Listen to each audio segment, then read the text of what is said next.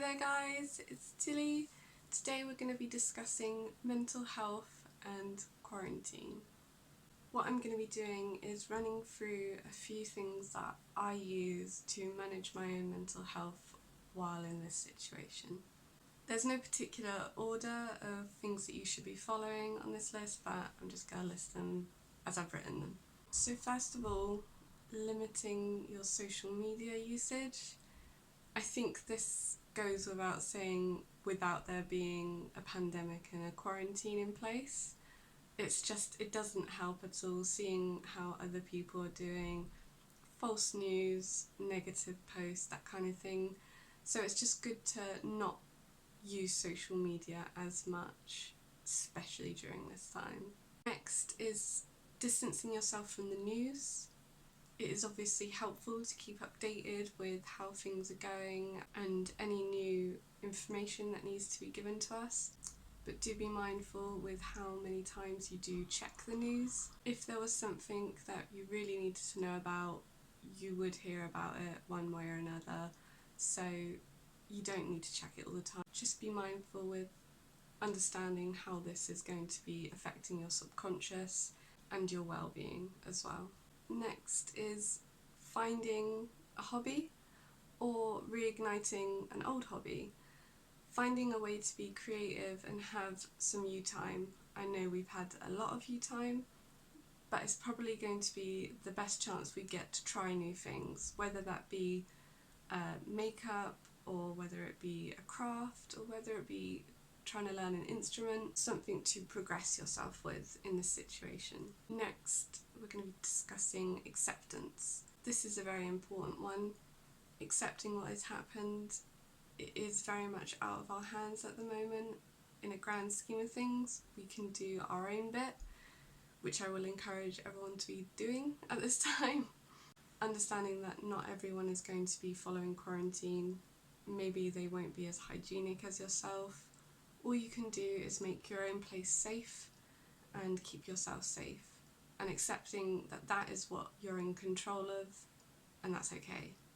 Don't stop accessing support at this time. I have no doubt that any medical professional would have continued contact with you, but just so you know, if you are struggling and maybe you have thought about counselling or therapies or anything like that, there is plenty of online support going at the moment.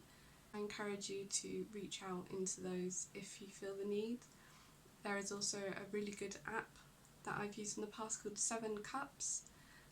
It's basically volunteers and medical professionals who are just waiting to talk to you. If you're currently struggling with a situation, say you want to go to the shop and you're quite nervous because obviously you have to wear a mask, you have to be very vigilant, etc.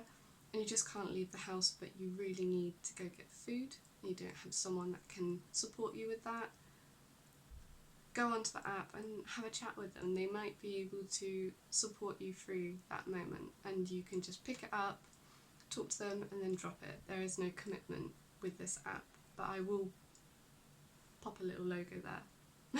Not sponsored. Next is keeping in contact with people, your friends, family members, work colleagues if you feel the need. It's good just to have those calls, maybe a video call. You don't have to have something prepared on what you're going to talk about. You can just read a book and have the video chat next to you. Me and my friends have done this quite a lot. It just helps with the potential feeling of loneliness that people are feeling at the moment, and you can just carry on with your life or carrying on with your day and have someone there if need be, because they're also in need as well, so help each other out. Have a video call every now and again. I myself am a carer, so I work at this time, so I do want to discuss managing the anxieties of working during a pandemic. I think all of the things that I've just previously discussed is something very important to keep in mind, especially if you're working, just to keep yourself ticking along. Try not to scare yourself with what's happening, but it is also important to be vigilant and keep yourself safe. Make sure you're doing something that makes you smile each day and makes you laugh. Talk to someone who's hilarious and vibrant just to keep your morale up, and you can do the same for them. If you are working currently, keep going guys, doing a great job. And the most important one is wash your hands. As a carer, I will pop the appropriate way to wash your hands here. But yeah, it's important to wash your hands, wear a mask if you need to go out in public. It is unknown whether we are carriers at this time. We're not able to get tests so easily at the moment, so wear the mask, not just for yourself, but for other people if you're potentially a carrier. Change from outside clothes to inside clothes whenever you're transitioning into a new environment, whether it be coming back from home or whether it be going to work. Hand sanitizer.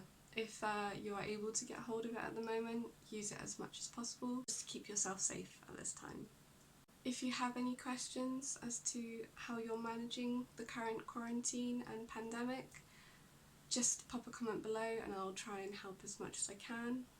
Obviously I'm not a medical professional in this sense, so it is only what I'm currently doing to manage my own mental health and anxieties during this time.